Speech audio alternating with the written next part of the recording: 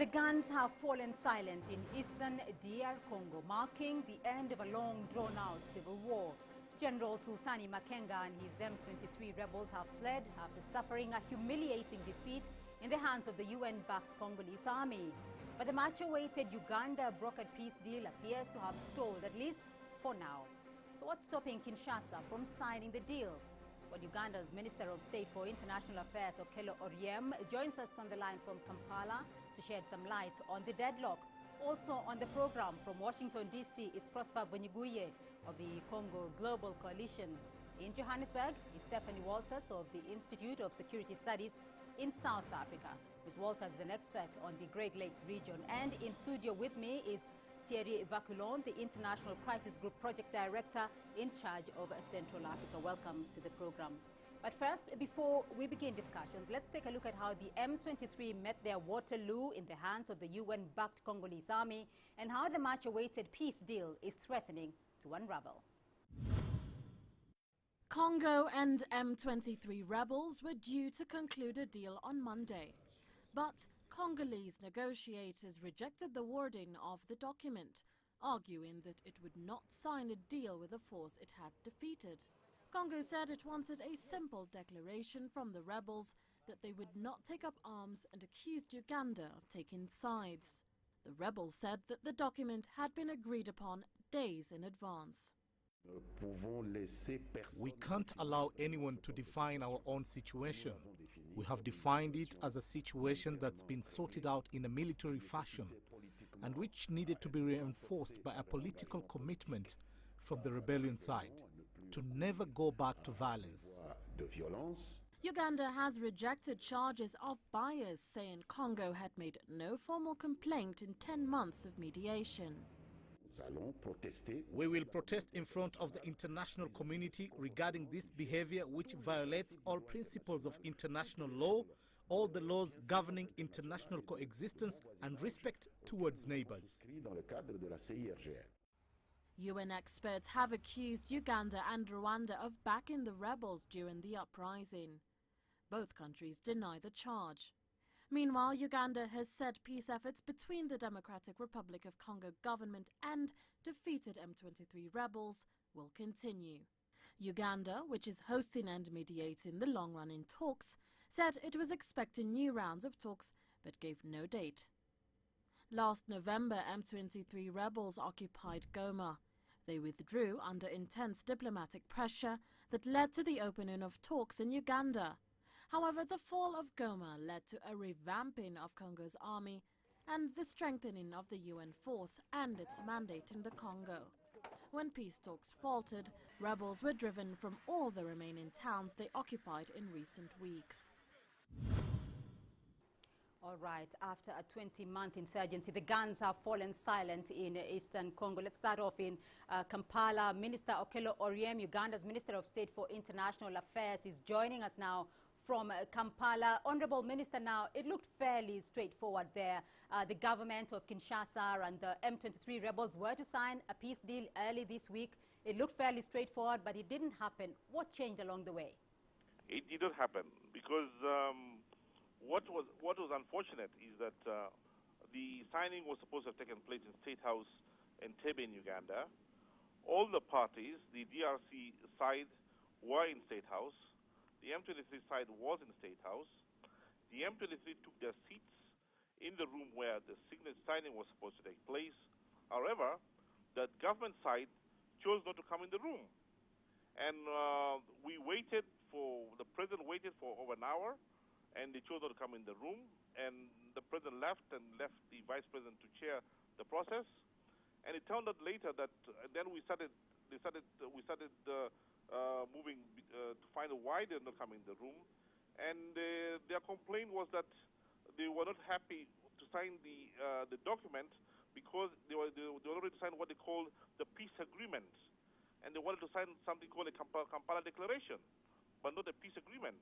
All right. What is it exactly, though, that the government in Kinshasa wants? What is it the M23 former rebels want?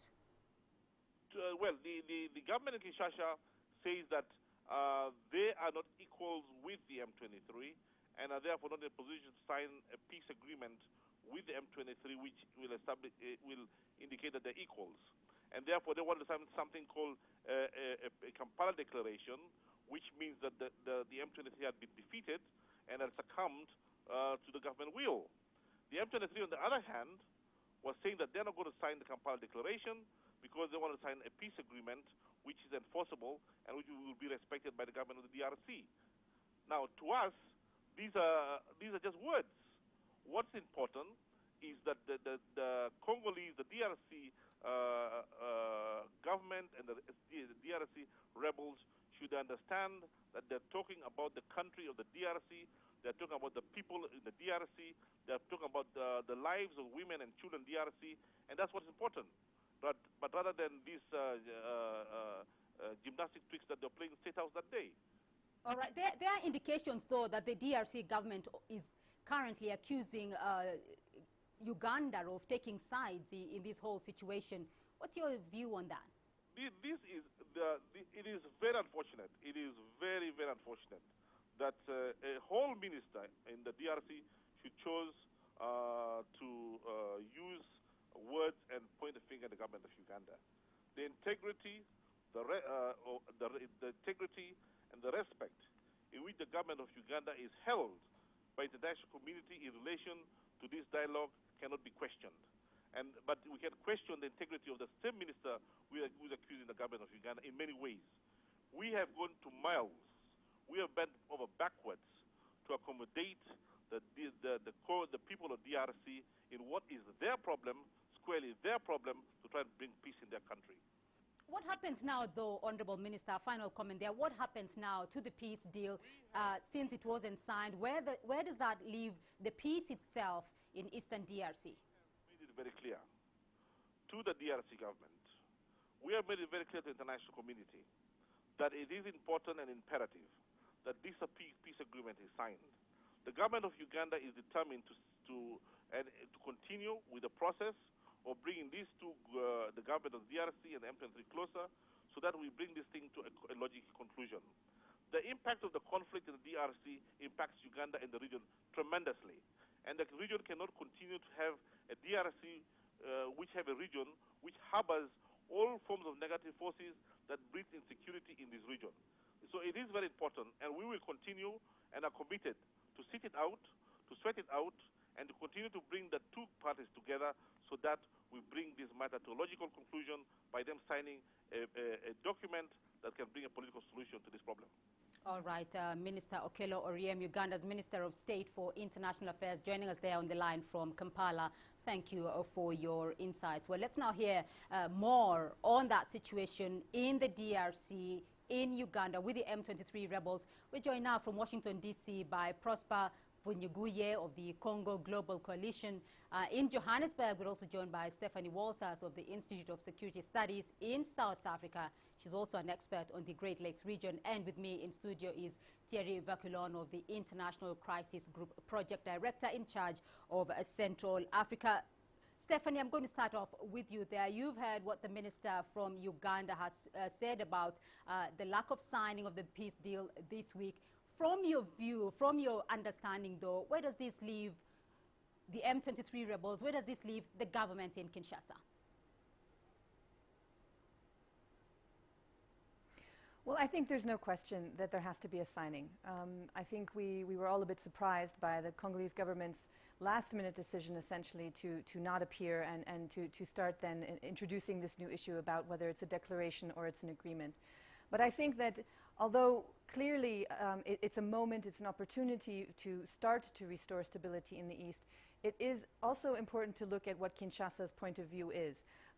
I think the feeling in the capital and by the DRC government is that why sign an agreement with a movement that has declared itself essentially dead, that it has been defeated militarily, and that for all intents and purposes is not very popular in the country. I think that Kinshasa's calculation here is that for once it has broad support across a political spectrum where the M23 is generally not very well respected and not popular at all, and that's one of the reasons that they're being, some would say intransigent, some would say that they're taking this position for their own reasons of sovereignty. So no question a peace deal has to be signed, and this is a hurdle. But it is also important to look at what kinds of incentives one might be able to give to Kinshasa under these circumstances, where it's really a rare moment of popular support for Kabila and his achievement. It is a rare moment, though, but the lack of signing of a peace agreement, though, does that put in jeopardy in any way the fragile peace that has been, that DRC is now witnessing?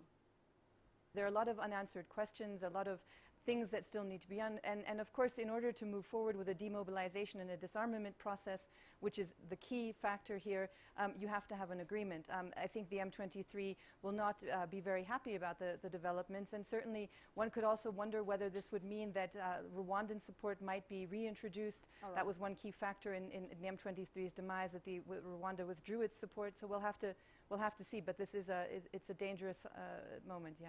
All right, let me bring you in here, Prosper, though, for the moment, because you've been following closely what's been happening back home in the DRC, though. The M23 rebels sort of abandoned their military positions in eastern DRC after 4 days, after holding on for 20 months there.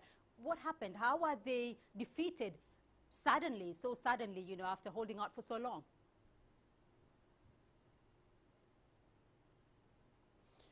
Well, thank you, Beatrice.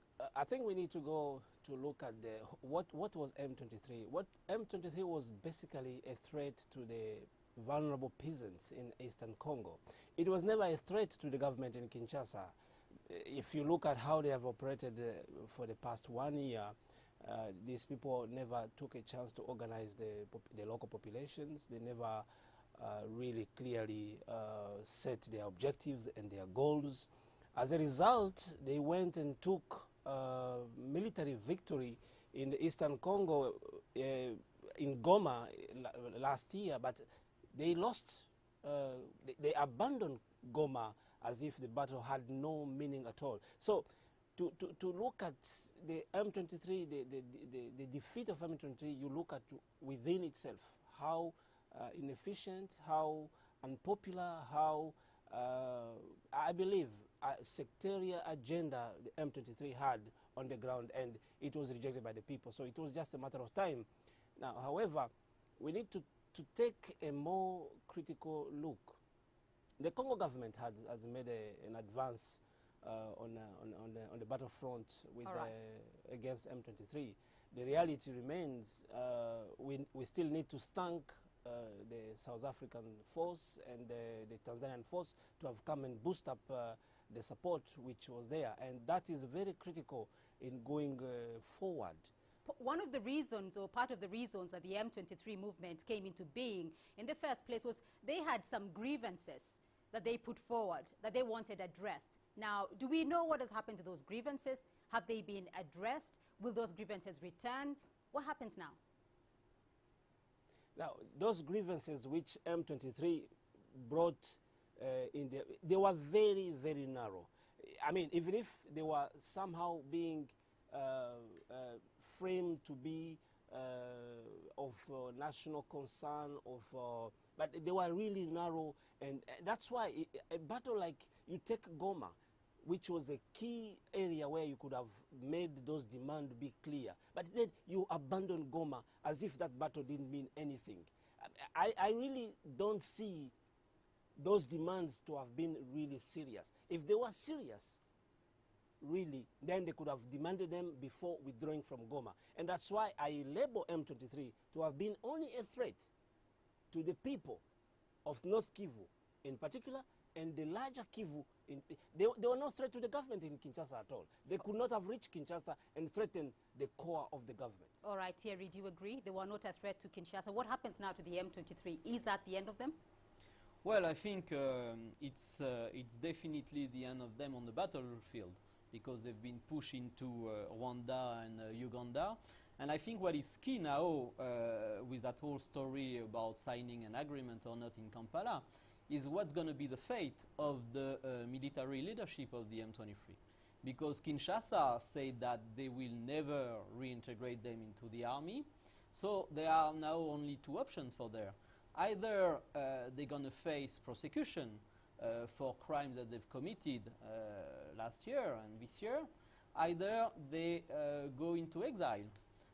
And I think there's a whole discussion about signing an agreement which is very much about a symbol But what is very important is that actually what is written in that agreement in terms of the fate of the military leadership of the M23.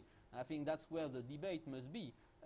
Must they be handed over to the Congolese justice and prosecuted, or is it a job for the ICC? And if Uganda does not want to hand them over, despite their agreement in Pretoria a few weeks ago about this, will there any pressure on Uganda to do so? Because they are considered as rebels. They've been condemned by the Security Council several times. So basically, if with or without agreement, they should be handed over to the Congolese authorities. All right. Stephanie, though, just a quick one before we go to the break there. Now, the M23, according to Thierry Vekula, it may be the end for them. But what happens to the other groups, though, the FDLR, the FNL, the ADF, NAL, and all the other groups in Eastern DR Congo? What happens to them?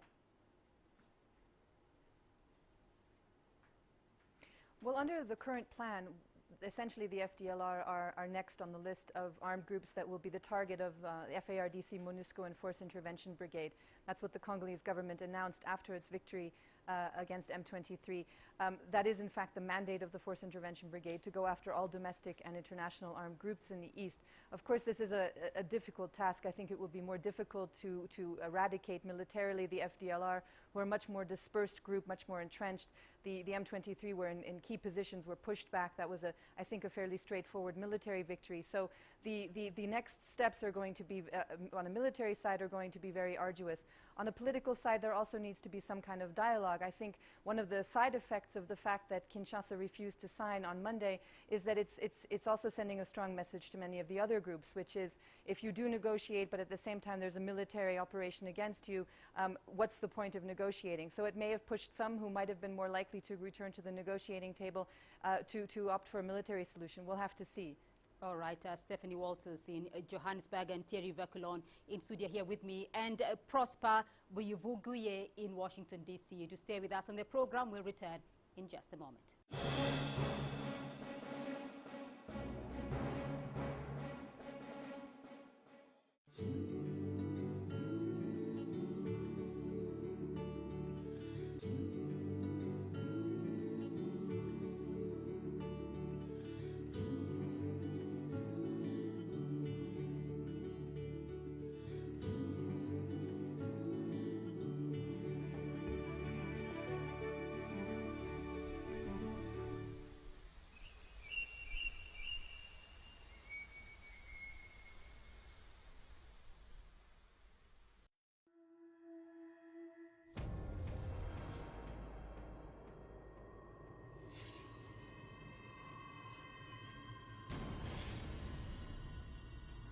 Culture Express. See the world in color.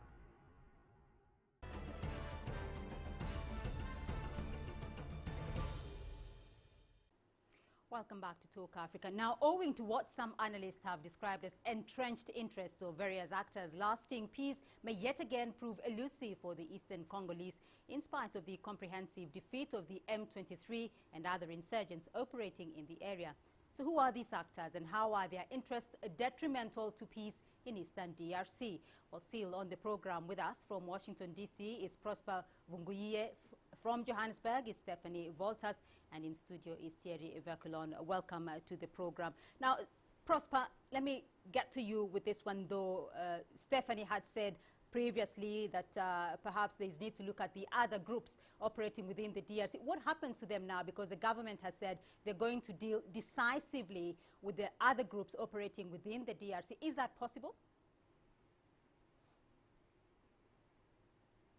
I mean, we believe as Congolese, we want the government to do what they can to make sure that everyone who is disturbing the peace in Eastern Congo is taken out. But the bottom line still remains that there are foreign forces which have come to the help of Congo, of the government. We do have to thank the South Africans. We do have to thank the Tanzanian.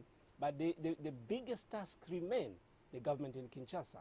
And as I said before on this show, that the bottom line of insecurity in Congo is the responsibility of the government. And the government needs to play a more decisive role. This dependency is an issue which has to be resolved once and for all. Beside that, we will still be in these complications of threat from one side, the other corner. If it's not the Rwandese, it's going to be the Tanzanian tomorrow. If it's not the Tanzanian, it's going to be the Angolan.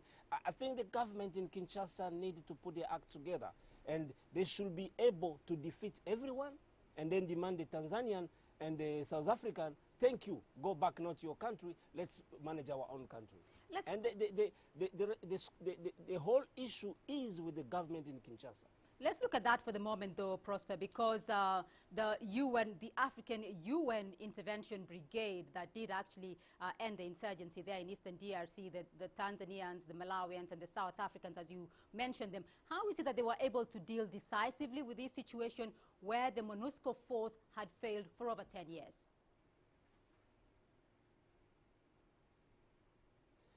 This is a bigger show which could have undermined the whole region's security, by the way. Should there have been escalation in Eastern Congo of this conflict between this M23 and the African Union force, this is a real big issue for the whole African region. I can imagine how the East African community is being threatened by this operation in Eastern Congo. Just looking at it, you can see the fragility of East African community. Reading various reports from various angles, depending on which interests each country is following, you can see and still feel that there is a real threat of regional breakout in this Eastern Congo. So far, the only way out, I think the government of Kinshasa has to step up to avoid this regional collapse as a result of their inefficiency to run their affairs in Eastern Congo. Going back to that troop situation, though, Thierry, how do you look at it, though, that where MONUSCO had failed for so long, the African UN Brigade was able to deal with it in a matter of days? Of course, there was a real problem with MONUSCO before, and especially when Goma fell last year. They had peacekeepers on the ground who basically did not protect the city. And I think the big change is that what you have now in MONUSCO, because the intervention brigade is part of MONUSCO, it's basically an hybrid mission. You had the MONUSCO troops, and it was added African troops from Tanzania and South Africa and Malawi, who are some sort of a mini SADC standby force who have been deployed there. So you have basically two missions in one. You have the UN peacekeepers and you have an African peacekeeping mission. And this kind of hybrid mission is very interesting, because we see that we're moving from the idea of peacekeeping to the idea of peace enforcement. And I think on the continent that may happen more often. Is that the way to go? I don't know if it's the way to go, but it has proven effective against one armed group. And I think it's very important to say that there is no peace in North Kivu. The M23 is one armed group among almost 20 armed groups there. So it's just a battle that's been won. It's not a war. But when you look at it, though, Thierry, there, I mean, going back to how involved the region has been in the DR crisis there, and now you talk about now this being a different kind of hybrid force, though, is it time now that African countries have said we are going to take a more decisive action here when it comes to African conflicts? Yes, definitely. That's what happened, but it happened thanks to free countries. There was not a general consensus within SADC itself, so only 3 countries contributed troops. And what is very interesting in the context of the Great Lakes is that basically you see 2 camps among African countries. You see South Africa, Tanzania siding, and Angola siding with DR Congo. And on the other side, you see Rwanda, Uganda siding together. And as Prosper was saying, this has created a lot of tension within the East African community between Tanzania and the other countries. So indeed, it's a good development that there is an Africanization of peacekeeping, but that brought also into conflict various African interests. All right, Thierry, we're going to wind up in a moment, but with the developments in the DRC now, with the peace deal between the M23 and the government of Kinshasa, with or without signing the peace agreement, the peace declaration, can we categorically say that there is now going to be stability within the greater region, within the DRC itself? Of course not. Of course not, because the M23 has been the tree that hides the forest. Basically, you have about 20 armed groups still in North Kivu, probably about 40 armed groups in the whole of the Kivu. And the intervention brigade and the Congolese army now are supposed to go after another armed groups called the FDLR, the former genocidaire in Rwanda. So they won a battle against one of these armed groups, the M23, and it's clear that it's been defeated on the ground, but they still have to win the war. All right. Prosper, in Washington now with the signing, with the end of that war there, of the conflict in DRC, can we say now, with or without the peace agreement, the peace declaration, can we say this is the final one for the DRC? There's going to be lasting peace now within the region? Beatrice, let me address the issue of the peace agreement or peace declaration in Kampala. I think the people in the Congo don't want at all to hear any signing of agreement between their government and the M23. That is very critical. It's not Kinshasa necessarily deciding not to sign.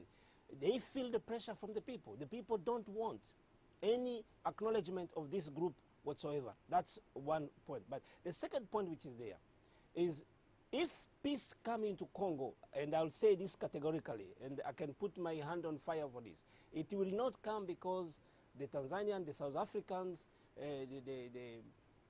any other force, international force coming on the soil of Congo. It will come only when the government in Kinshasa is able to transform itself. It's able to check its internal deficiency, its corruption, its nepotism. All the wrongs they have been doing for several years have to be addressed. This is an opportunity. They have to address those wrongs so that they come out of this situation victorious, and all the foreign force go back their country, and then peace will be in Congo.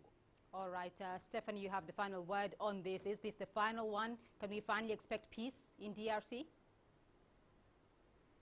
I think it's a moment. I think it's an important moment, and I think it's a good time to. Many have celebrated. The UN celebrated. The Congolese government celebrated. It was a good thing to do, but it's time to move on now. That was one early aspect of this victory. There are a lot of variables that are unaddressed, that we don't know about. I think really crucial is the political will of Kinshasa to remain engaged, and and also for the region to remain engaged, for Uganda to play its role in handing over the rebels, and that's just the M23. As everyone has said, there are many other armed groups that still have to be addressed. We have this new arrangement between MONUSCO and the Force Intervention Brigade, and a somewhat strengthened and more organized Congolese army. We hope that this can have a more lasting and sustained impact, and certainly it's something to be hopeful for, but there's still a lot of variables. It's too early to say, I think, that we have lasting peace in the eastern DRC. All right, still too early to say is the final verdict, but we leave it there for the moment. Well, Uganda's Minister of State for International Affairs, Okello Oryem, has been also a guest on this program. He joined us on the line from Kampala. From Washington, D.C., Prosper Vunyubuye of the Congo Global Coalition. From Johannesburg, Stephanie Walters of the Institute of Security Studies in South Africa. Ms. Walters is also an expert in the Great Lakes region. And in studio with me, Thierry Bakulon, the International Crisis Group Project Director in charge of Central Africa. Thank you very much for joining us here on the program. I'm Beatrice Marshall in Nairobi. Thank you for joining us on Talk Africa, and goodbye.